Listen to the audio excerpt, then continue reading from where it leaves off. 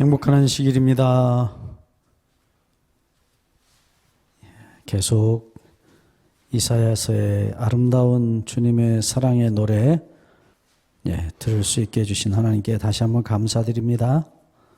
오늘은 이사야 44장 1절로 말씀을 함께 보겠습니다. 이사야 44장 1절, 2절 말씀을 봅니다. 나의 종 야곱, 나의 택한 이스라엘아, 이제 들으라. 너를 지으며 너를 모태에서 조성하고 너를 도와줄 여호와가 말하노라. 나의 종 야곱, 나의 택한 여수르나 두려워 말라. 이 1절과 2절에서 하나님께서 야곱을 부르시고 이스라엘을 부르시는 이 부르심이 무려 3번 이렇게 반복되는 것을 보게 돼요. 나의 종 야곱, 나의 택한 이스라엘아. 여기 특별히 여기 택하다 하는 단어가 나타나는데, 지난번에도 한번 말씀드렸지만은 이 택하다는 말이 바하르라는 히브리 말인데, 이 바하르가 뜻이 뭐라고 그랬습니까? 쪼갠다. 아랍어 사촌인, 히브리 사촌인 아랍어로 바하라는 쪼갠다. 땅을 깊이 간다. 그런 뜻이라고 그랬죠. 하나님께서 예리하게 살피다. 그냥 선택하는 게 아니에요. 아주 예리하게 깊이 살피는, 그래서 택한 이스라엘아. 이제 들으라. 우리 계속해서 지난번 43장에서 말씀 보셨던 똑같은 칭호 계속 말씀하십니다. 43장 1절에도 야곱아 너를 창조하신 여호와께서 이제 말씀하시니라. 이스라엘아 너를 조성하신 자가 이제 말씀하시니라. 똑같은 이 말씀을 계속 반복하고 계세요. 그래서 하나님께서 이 야곱을 얼마나 사랑하시는지 아주 분명하게 나타내고 계십니다. 계속해서 이름을 부르세요. 야곱아, 이스라엘아. 43장 22절에도 그러나 너는 나를 부르지 아니하였고 이스라엘아 너는 나를 괴로워하였으며, 계속 야곱, 이스라엘을 이름을 연속해서 43장, 44장에 44장 2절까지 이게 적어도 3차례를 공식적으로 부르고 계시는 것입니다. 여기 특별히 2절을 보시면요. 너를 지으며 너를 모태에서 조성하고 너를 도와줄 여호와가 말하노라. 나의 종 야곱. 그리고 이름이 바뀌어요. 이스라엘이 아니고 여수룬이라고 우리말로 번역했는데요. 이 여수룬이라는 말은 히브리 말은 예슈룬입니다. 예슈룬. 이 예슈룬은 야샤르라는 히브리 동사에서 왔어요. 그건 평평하게 펴다, 반듯하다, 걷다 이런 뜻입니다. 울퉁불퉁한 게 없다는 얘기죠.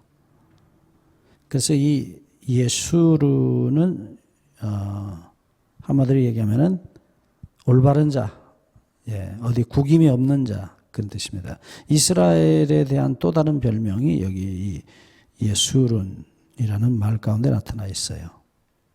그래서 사실 여러분들이 아시다시피 이스라엘이 얼마나 반듯하고 깨끗한 삶을 산 사람들이 아니죠. 끊임없이 문제를 일으키고 하나님을 반역했던 자들인데, 하나님께서는 무엇을 추억하시는가 하면 옛날에 야곱이 정말 그렇게 범죄하고 도망을 가고 하는 그 과정 중에서 끝까지 하나님을 의지하고 마지막 야복 나루토에서 하나님의 무한한 자비에 의지해서 승리하는 그 모습을 기억하시고, 그들의 조상 야곱이 가졌던 믿음을 따라서 이름을 부르시는 것입니다. 그때 야곱을 도와주셔서 이스라엘을 만드셨던 하나님께서 또다시 너를 모태에서 조성하고 너를 도와줄 여호와가 말하노라. 거듭되는 말씀입니다. 그래서 하나님께서 우리의 그 최초의 믿음을 기억해 주신다는 사실을 우리는 여기서 알 수 있어요. 네. 그리고 여기 2절 앞부분에 또 같은 말씀이 나오지만 너를 모태에서 조성하고 라고 말씀하십니다. 너를 지으며 너를 모태에서 조성하신 하나님 여호와. 그러니까 야곱이 출생할 때부터 출생하기 전에 이미 그 어머니 리브가에게 이 야곱에 대한 말씀을 하나님께서 하시잖아요. 예, 작은 자가 큰 자가 될 것이라고 말씀하십니다. 그러니까 야곱의 그 하나님을 향한 간절한 열정, 그 조상 아브라함에게 있었던 하나님을 향한 간절한 열정이 유전돼서 그에게 믿음의 씨앗으로 유전됐다는 사실을 여기서 확인할 수 있어요.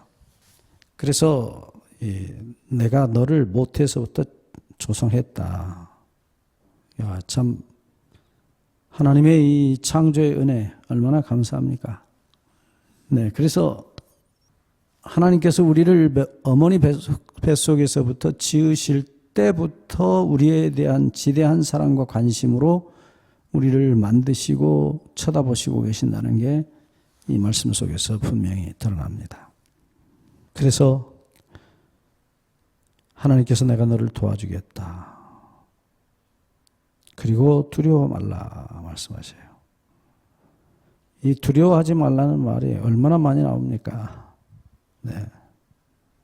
43장 말씀 가운데도 두려워하지 말라.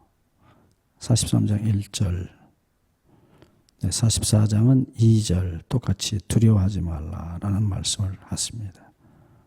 자, 이제 44장 3절로 가보면 여기 하나님께서 대저 내가 가란 자에게 물을 주며 마른 땅에 시내가 흐르게 하며 나의 신을 내 자손에게 나의 복을 내 후손에게 내리리니.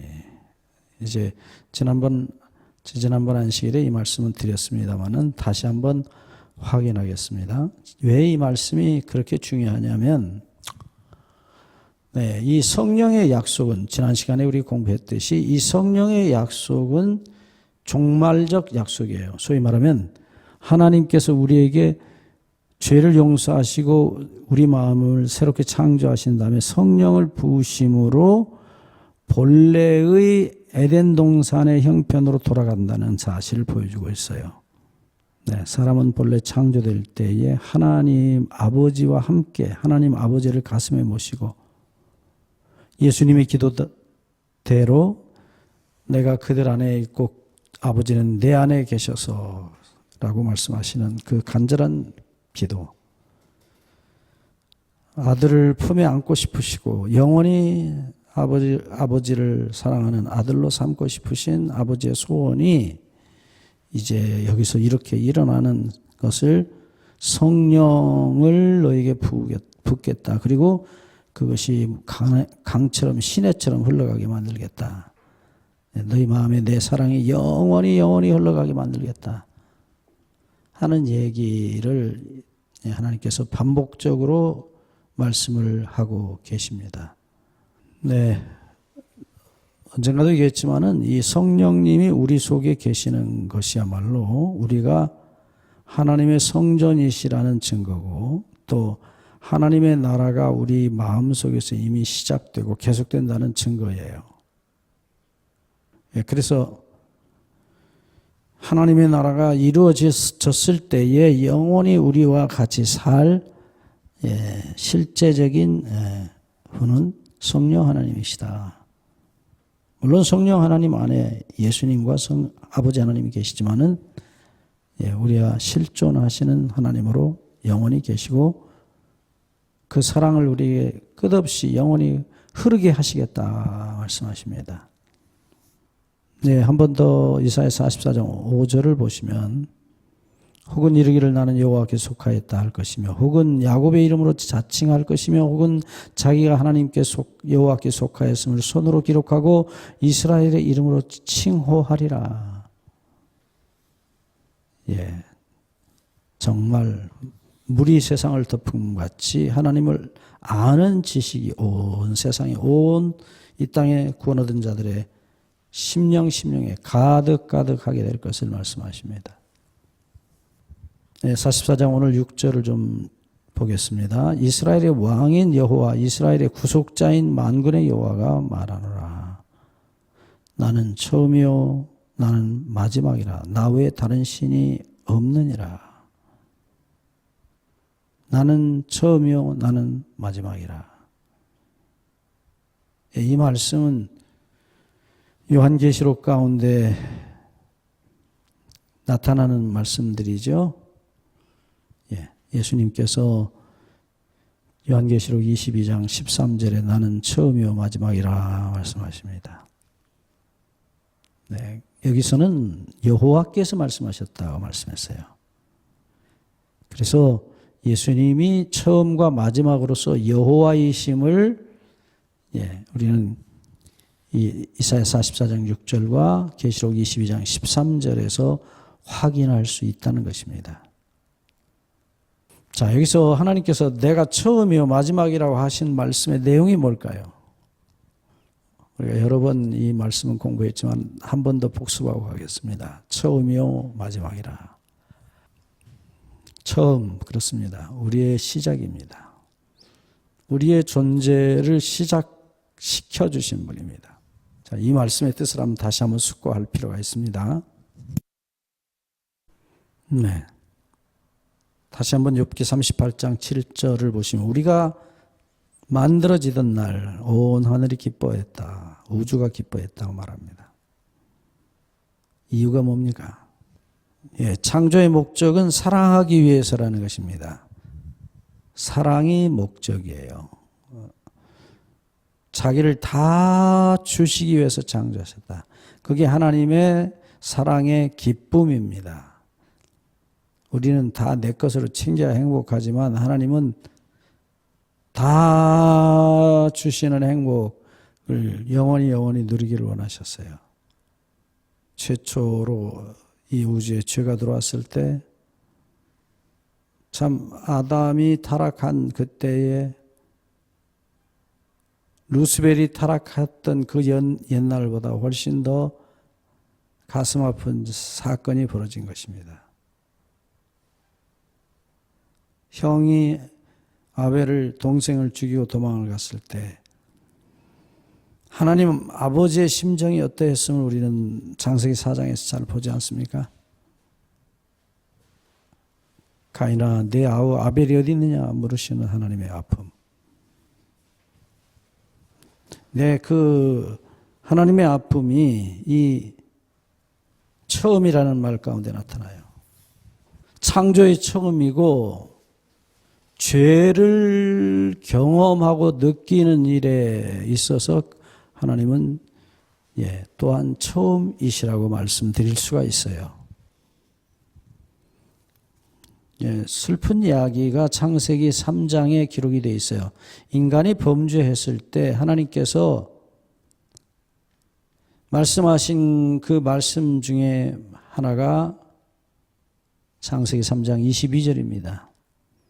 여호와 하나님이 가라사대 보라 이 사람이 선악을 아는 일에 우리 중 하나같이 되었으니 우리가 죄를 지어서 악을 알게 됐는데 하나님께서 그 악을 아셨다는 거예요. 이미 아셨다고 말씀하셨어요. 선은 물론 하나님이시니까 본인이 하나님 자신이 선이시기 때문에 선은 늘 마음에 계시고 다 주시는 선입니다. 악은 다 자기 것으로 챙기는 것입니다. 그것을 하나님께서 여기 아셨다라고 표현했는데 야다라는 히브리 말 여러 번 설명드렸어요. 동침하다, 하나가 되다. 자, 여러분 최초의 악을 아셨던 분은 아버지 하나님이셨어요. 천사 루스벨이 타락했을 때, 큰아들이 반역을 했을 때 그 아픔을 최초로 알았던 분이 하나님 아버지세요. 자, 우리가 선이 뭐고 악이 무엇인지를 안다는 그 지적인 알미 아니에요. 여기 야다라는 말은 분명히 하나가 되다, 동침하다 그런 뜻입니다. 그러면 여러분 생각해 보세요. 참으로 악을 알았던 분이 누구냐? 그 큰아들 루스벨의 악을 보시면서 하나님의 가슴은 천갈래 만갈래 갈라진 것입니다. 실제로 엘렌 G 화이트는 죄가 시작할 때로부터 하나님의 아픔이 시작되었다라고 말하고 있어요. 정말 가슴 아픈 얘기입니다. 정작 죄를 범한 하나님을 반역한 루스벨이나 아담이 그렇게 알았지 않았어요. 그들은 특별히 아담은 무서워서 나무 사이에 숨었을 뿐이에요. 그 고통이 시작이 됐어요. 큰아들 루스벨이 타락했을 때 찢어지셨던 주님의 가슴은 아담이 범죄했을 때 참 더욱 기가 막혔다고 생각이 들어요. 그래서 여기 하나님께서 내가 선과 악을 알았다라고 표현하세요. 이 처음이라는 단어 속에 참 많은 얘기들이 포함되어 있어요. 우리를 창조하셔서 처음이실 뿐 아니라 우리의 악을 아시는 일에 처음이시고 그 악의 고통을 느끼셨던 분으로서 처음이세요. 그리고 그 고통을 끝내시는 분으로서 마지막이 되신 것이에요. 그래서 지난번에도 우리 공부했지만은 예수님을 고린도전서 15장 45절에 마지막 아담이라 죽어야 될 아담의 마지막 사람 중에 죄로 인해서 죽은 마지막 사람이 아담이란 말이 사람이란 말이에요. 마지막 사람이 예수 그리스도였다는 것입니다. 그래서 더 이상 우리 죽을 필요 없어요. 이유도 없습니다. 주님께서 우리 대신 확실히 돌아가셨기 때문입니다. 자, 동시에 주님께서 새로운 시작을 죄 없는 사람의 시작을 부활하심으로 시작하셨어요. 그리고 자신을 예수님 안에다 맡기는 사람들에게 새로운 시작이 되십니다. 그래서 마지막과 새로운 시작은 동시의 사건이라는 거 우리가 이미 봤어요. 자, 이 말씀을 다시 한번 확인하겠습니다. 이사야 44장 다시 한번 보시죠. 여기 분명히 하나님께서 내가 처음이요 마지막이라 44장 6절 만군의 여호와가 말하노라 이스라엘의 왕인 여호와가 말하노라 나는 처음이요 나는 마지막이라. 참 눈물 나도록 아픈 얘기입니다. 가슴 아픈 얘기예요. 죄를 알지도 못하고 느끼지도 못했던 우리들의 죄와 악의 고통을 가장 확실하게 처음으로 느끼셨던 분은 우리가 아니라 하나님 아버지이셨다는 사실이에요. 그리고 44장 6절 끝에 나 외에 다른 신이 없느니라. 무슨 얘기입니까? 구원하는 일에 있어서 하나님 우리 아버지 외에는 없다는 표현이에요. 구원하는 일에 있어서. 너희를 사랑하는 자는 나뿐이라 그런 표현이에요. 네. 그저 하나님의 자기 존재가 아주 특별하시다. 다른 신이 없다. 네. 그런 말씀만이 아닙니다.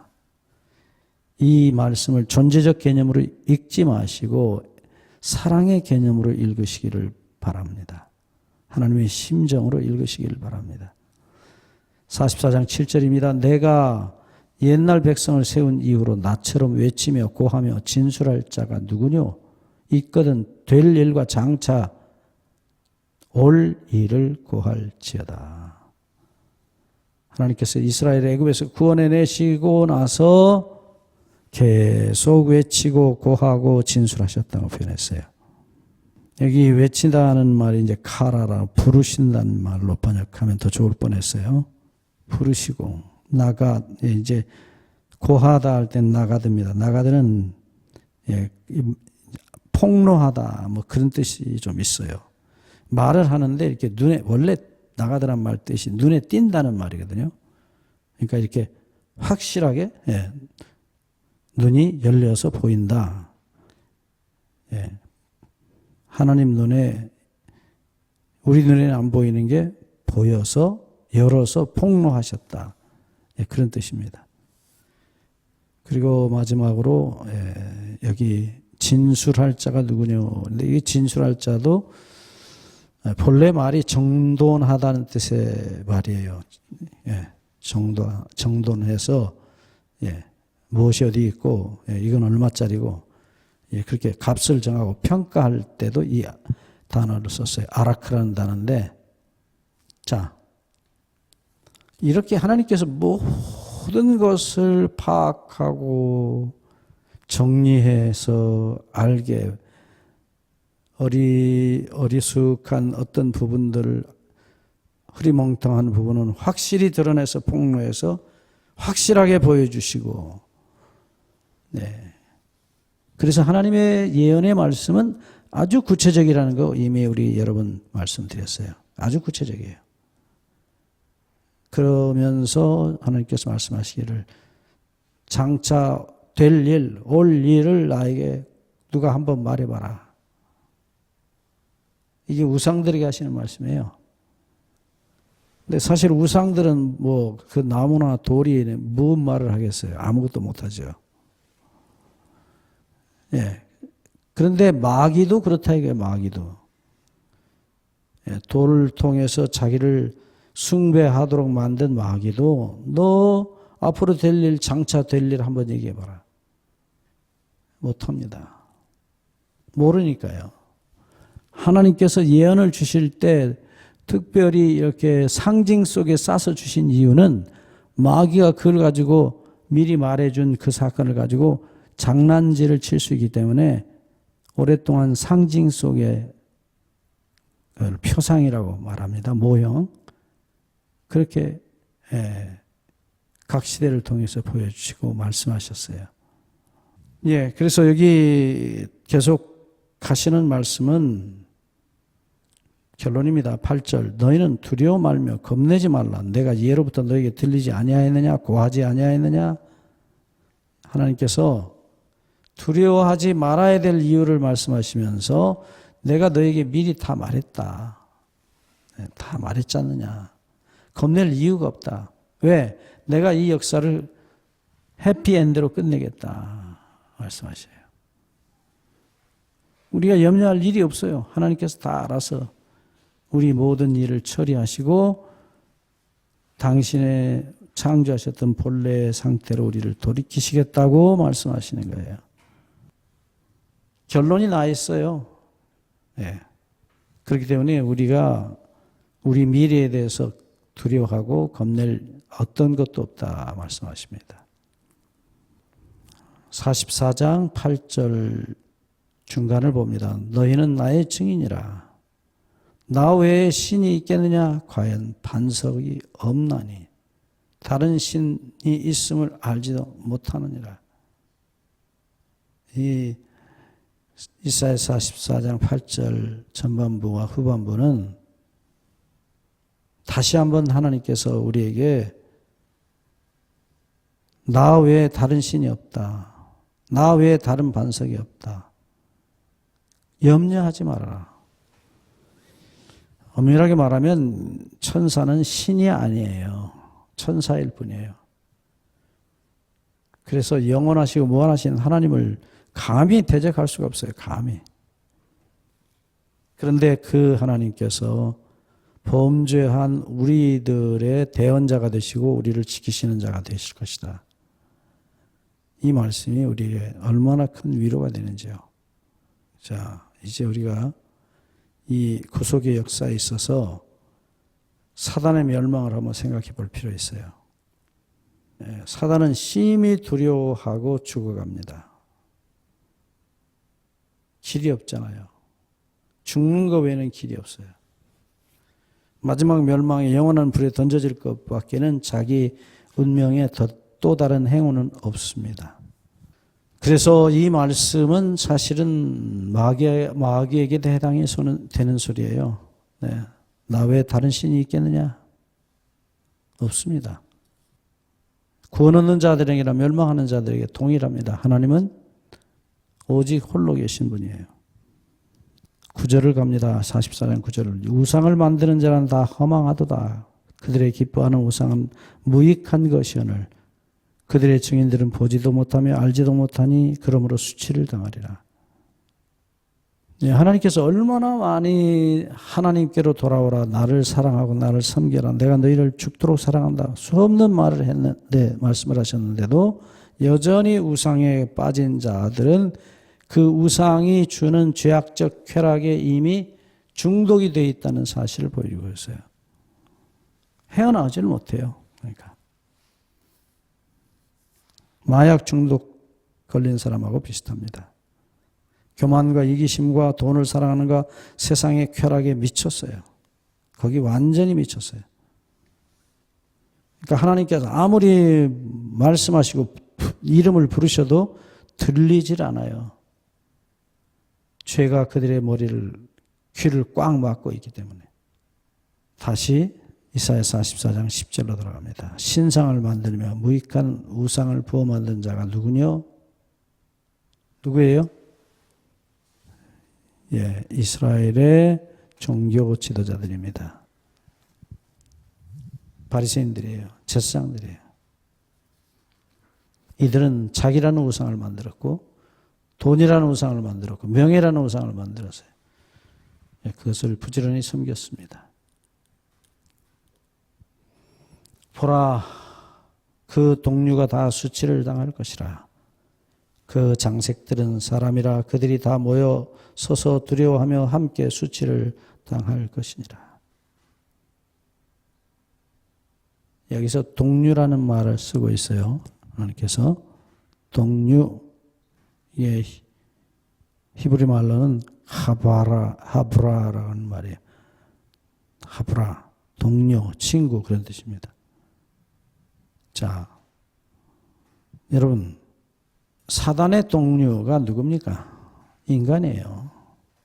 물론 마귀 동무들도 있겠죠. 하지만 사단의 동료가 된 자들, 그들이 다 멸망을 당할 것이라고 말씀합니다.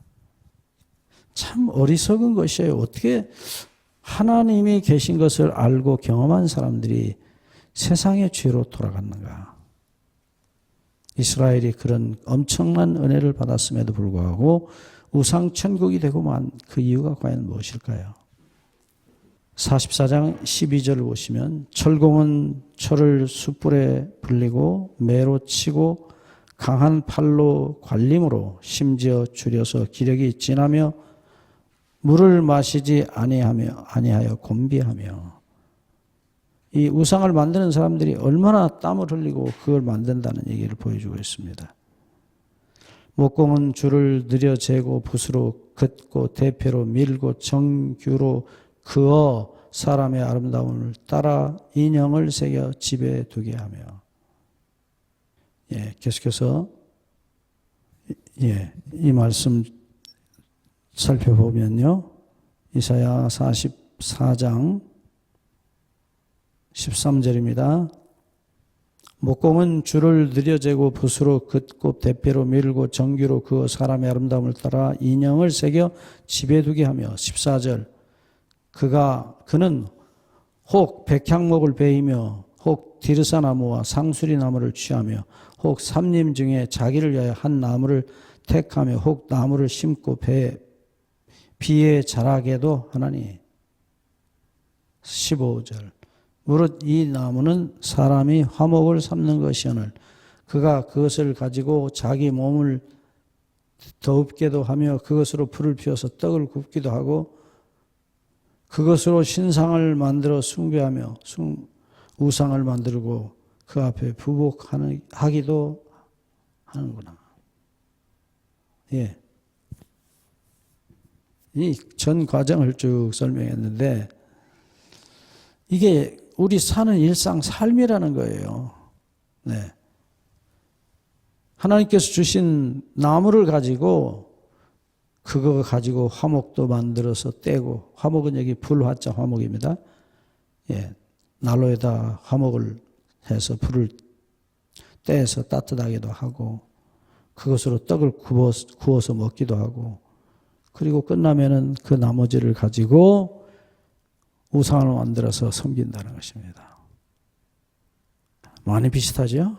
네, 우리가 돈 벌면 어떻게 합니까? 먹을 것, 마실 것, 쓸 것 다. 그 다음, 예. 상점에 갔다가 물건 값으로 다 바쳐요. 많은 사람들이 그렇게 먹고 살고 나머지를 가지고 통장에 넣어놓고 금을 사고, 그리고 그게 이제 그때부터 그들의 우상이 되는 것입니다. 내가 200억을 모았습니다. 300억을 모았습니다. 1000억을 모았습니다. 계속 같은 말을 해요.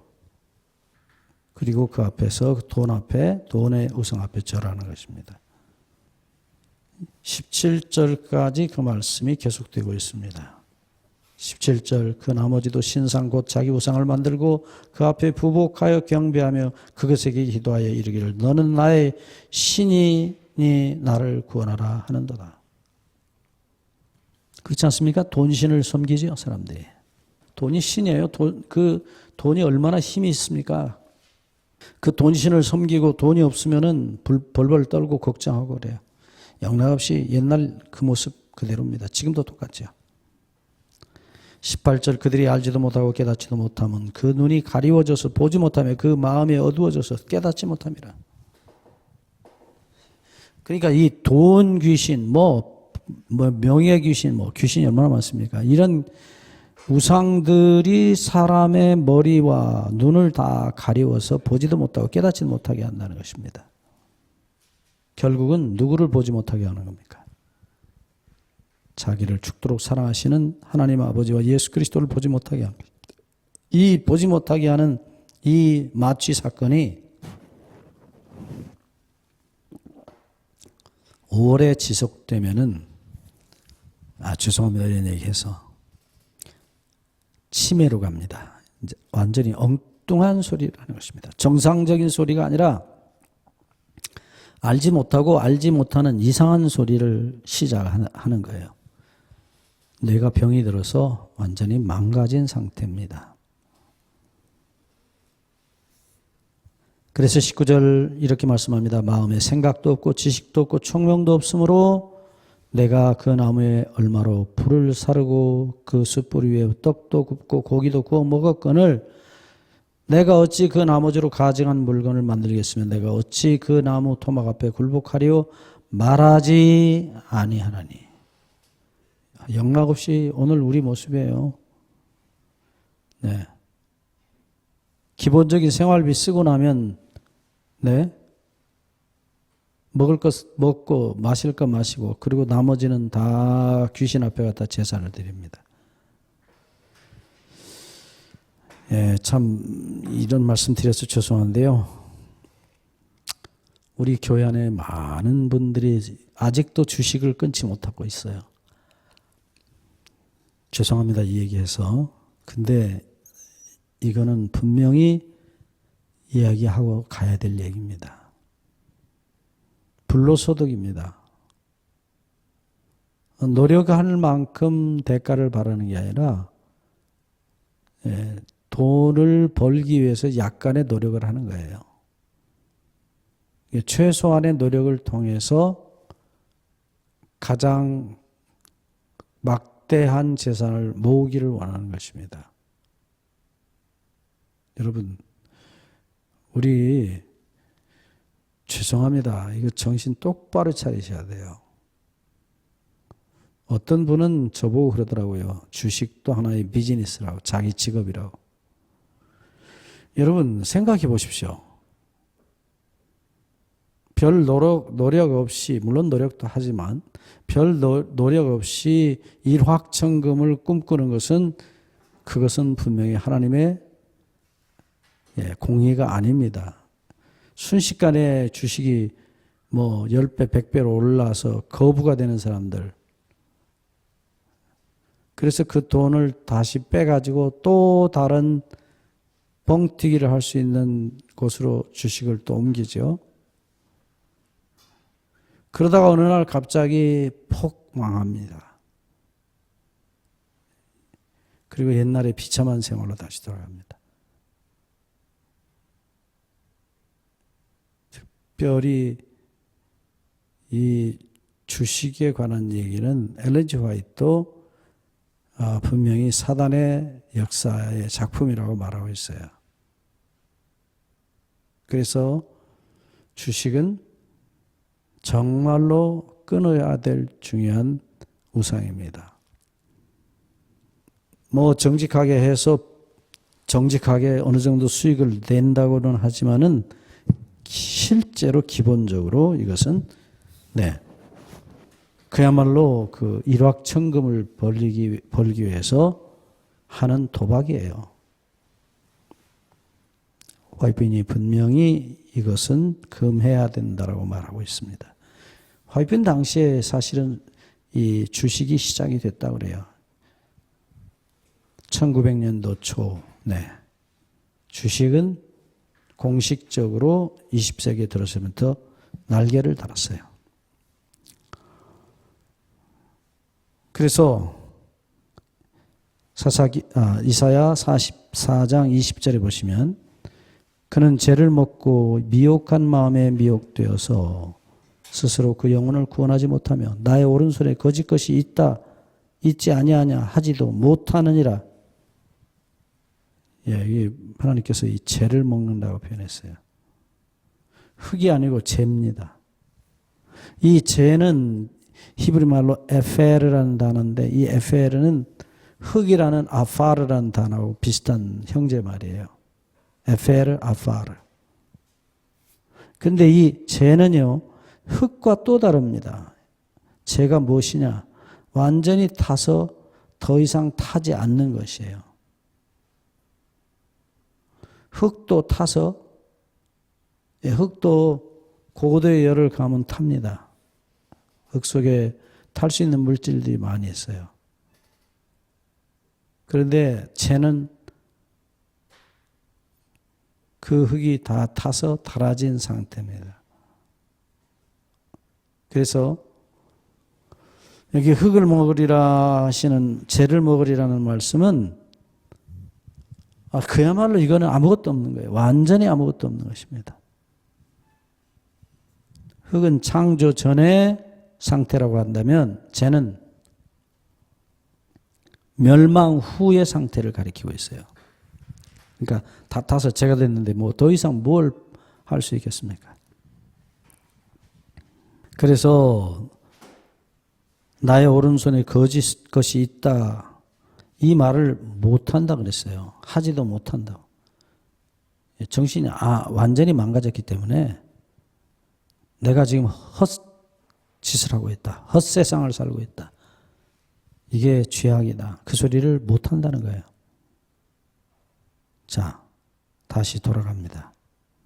이사야 44장 22절로 다시 21절로 먼저 돌아갑니다. 야곱아 이스라엘아 이 일을 기억하라. 너는 내 종이니라. 내가 너를 지었으니 너는 내 종이니라. 이스라엘아 너는 나의 이름이 되지 아니하리라. 여러분 여기 하나님께서 또다시 이스라엘을 또 불러요. 야곱아 이스라엘아. 정말로 애가 탈 때 이 이름을 불러요. 야곱아 이스라엘아 이 일을 기억하라. 너는 내 종이니라. 내가 너를 지었으니 너는 내 종이니라. 하나님께서 우리를 당신의 동역자로 삼으시는데 주인과 종은 함께 일합니다. 하나님의 이름 여러 번 말씀드렸죠? 죄인을 구원하는 일입니다. 그래서 내가 너를 지었기 때문에 내 종이라 하실 때는 마치 탕자가 집에 돌아와서 아버지하고 그 다음 날부터 종으로 살았지만 본인은 종으로 살았죠. 그러나 실제로 그는 아버지와 동역하는 동역자로 산 것입니다. 매사를 아버지께 물어보고 뭘 할까요? 어떻게 할까요? 물어봐서 했을 뿐이지 그는 아들이에요. 예전 같으면 아버지 제가 알아서 하겠습니다. 그랬을 겁니다. 그러나 이제는 아니에요. 종 같은 아들이 된 거예요. 아버지보다 먼저 일어나고 더 늦게 자고 온갖 일은 다 본인이 도맡아서 한 거예요. 종입니다. 근데 여기 참 아름다운 얘기가 나오는 것이 바로 그 하나님 아버지의 종으로서 살게 될 것이라 말씀했습니다. 그리고 마지막으로 너는 나의 이즘이 되지 아니하리라. 이게 참 이 이즘이 되지 아니하리라 하신 이 이즘이라는 단어가 나샤라는 히브리 말입니다. 이 구약에 한 몇 번 안 나옵니다. 근데 이게 잊어버리게 한다. 잊어버리게 한다라는 말이 하나님의 이 주권적 어떤 행동입니다. 예, 잊어버리게 만들겠다. 예, 그렇게 표현하는 말씀이 있어요. 여러 차례 있습니다. 하지만 여기에 너는 나에게 잊어버려진 바 되지 아니할 것이다. 그러니까 잊는다는 이스라엘 말 단어가 나샤인데 나샤가 수동태로 변하는 상태.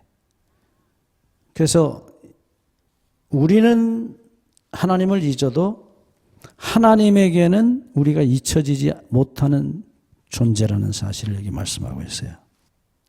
당연하죠. 아버지가 어떻게 자기 자식을 잊겠어요?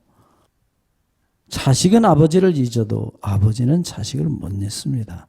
어머니는 자식을 못 잊어요. 너는 잊어지는 사람이 아니 될 것이라고 말씀하셔요. 예, 이 말씀이 이사야 49장에 가면 우리가 늘 아름다운 말씀으로 기억하는 젖먹이는 어미가 자기 태에서 난 아들을 잊겠느냐? 잊혀질 수 없다고 말씀하죠. 그들은 혹시 잊을지라도 나는 너를 잊지 아니할 것이라. 불가능한 얘기입니다. 젖먹이는 엄마가 자기 아들을 잊어버린다는 건 있을 수 없는 일이에요. 다시 얘기하지만 그건 불가능한 일입니다. 그러니까 당신이 우리를 잊어버리는 것 자체가 불가능하다는 것을 우리가 이해할 수 있도록 인간 엄마가 자기 아들을 잊어버릴 수 없는 것을 비유로 거기에 갖다 비교하셔서 그렇게 자기가 우리를 잊지 못하는 절대로 잊지 못하시는 그 사랑을 표현하시기 위해서 이 말씀을 갖다 말씀하신 것입니다. 너는 나의 잊음이 되지 아니하리라. 이유가 뭐예요? 내가 너를 지었기 때문이라. 내 아들이기 때문이라. 내 속으로 내 태로 난 아들이기 때문이라는 거예요.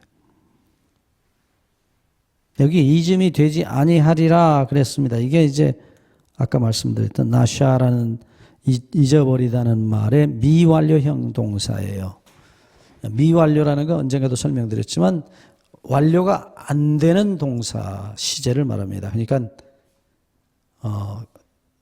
잊었다가 아니라 잊지 않는 일이 계속 끝이 없이 계속된다 그런 뜻이에요. 그래서 이걸 가끔 미래형으로 번역을 합니다. 여기 미완료형으로 되어 있어요. 잊음이 되지 아니하리라 하고 계속 기억하신다. 잊을 수 없다. 그런 표현이에요. 참 이 하나님의 사랑을 어떻게 우리가 이해할 수 없고 깨닫지 못하니까 경험하지 못하니까 이렇게 설명하시고 저렇게 설명하시고 똑같은 얘기를 뒤집어 또 설명하시고 여러분 이사야서를 읽으실 때 여러분이 정말 하나님의 그 안타까운 어찌할 수 없는 하나님의 사랑을 보셔야 돼요. 계속 일이 이렇게 돌리고 저렇게 돌리고 말씀하시는 거예요. 너는 나의 잊음이 되지 아니하리라. 마지막 22절을 봅니다. 내가 네 허물을 빽빽한 구름에 사라짐같이 내 죄를 안개에 사라짐같이 도말하였으니 너는 내게로 돌아오라. 내가 너를 구속하였습니다. 여러분, 여기 빽빽한 구름이라고 했는데요. 이 빽빽한 구름은 검은 구름이라고 욥기서에는 번역이 되어 있어요. 왜 시커먼 구름이 있지 않습니까? 비가 가득 찬 그 깜깜한 어두운 그 검은 구름을 이 빽빽한 구름이라는 말로 사용했어요. 번역도 그렇게 되어 있습니다. 네. 히브리 말로 아브라는 단어인데요. 빽빽한 검은 구름,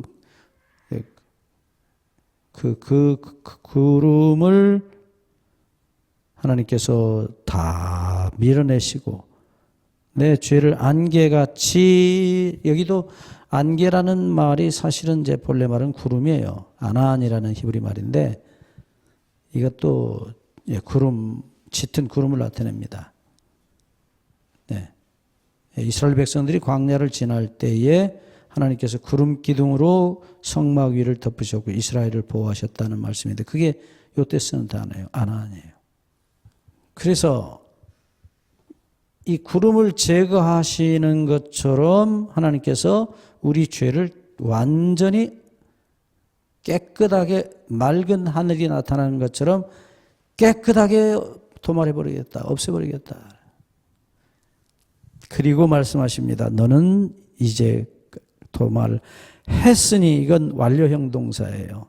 다 이미 해놨다. 끝났다. 그러니까 지금 돌아오라 그러셔요. 여러 번 말씀드렸기 때문에 더 이상 긴 말씀 안 드리겠습니다. 여기 돌아오라는 슈브라는 히브리 말이 우리말로 번역하면 회개하라 이런 말이에요. 돌아오라는 말이 회개라는 말이에요.